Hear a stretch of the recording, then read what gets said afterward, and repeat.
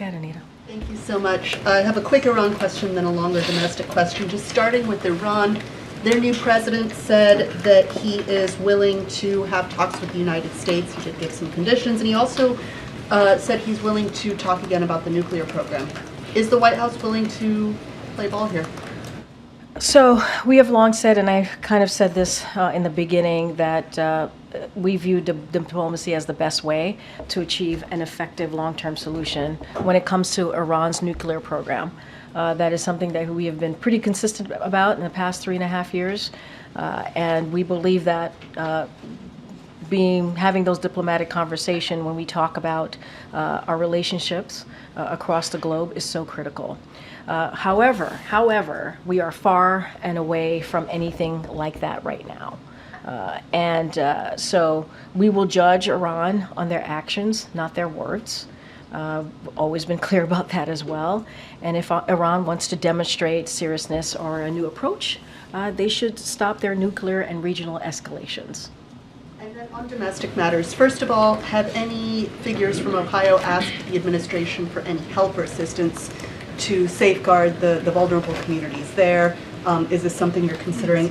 And then secondly, just zooming out, looking at the world and looking at your use of the word dangerous so many times today, what sort of message is the combination of these threats against the life of the candidate and all of this rhetoric, what message is this sending to American adversaries about the strength and the power of democracy? What would you say to them about that?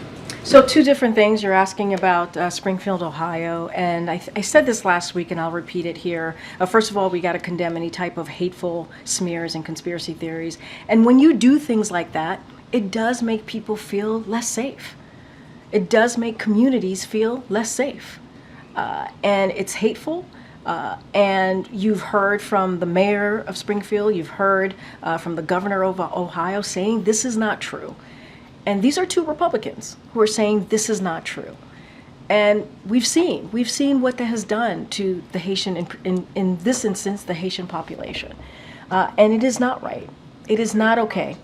Going to get to your question. So since day one, the president has always wanted to make sure that communities across the country have the support they need as we talk about migrants coming into their community and wanting to make sure that they have the help and the resources available to them. And so over the past 2 years, we have provided over $130 million to help communities across Ohio hosting recently arrived migrants, including Springfield.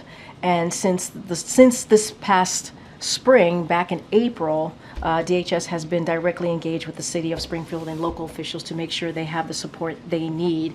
But again, this goes back to something that we talk about all the time from here, which is the bipartisan border deal. It is critical and important to continue to move forward with that. Republicans got in the way because of what the former president said. Do not do this, do not move this forward. They put politics over doing the right thing for the American people. And so we're certainly want to see this move forward, but they've gotten in the way in getting a needed assistance, a continued assistance when it comes to migrant resources in these types of cities. And then the world is watching. Is democracy dangerous? I mean, look, we are always going to condemn any form of political violence. That's something that we've always been very clear about, whether it's here or abroad. And I will quote what the president said when he was at the McCain Institute just last year: democracy means rejecting and repudiating political violence. Regardless of party, such as violence is never, never, never acceptable in America. Those are values he and the vice president have always stood for at home and in the world.